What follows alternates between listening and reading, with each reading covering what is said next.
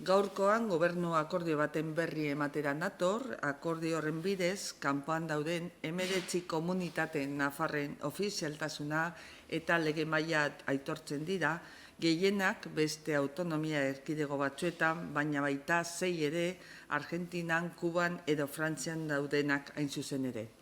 Nafarroak kanpoan duen herritartasunari buruzko legetik eratorrikoko akordio batetik haratago, balio eman nahi diot Nafarroagoen paper garrantzitsuari eta ikusarazi nahi dut elkarteen bidez egunero berresten dutela Nafarroarekin duten konpromisoa, hiri zein eskualde ezberdinetatik modu erabakigarrian laguntzen baititu, gure lurraldearen irudi helaraziz komunitate arduratsu konprometitu eta solidario gisa balio zibiko sendoak dauzkana.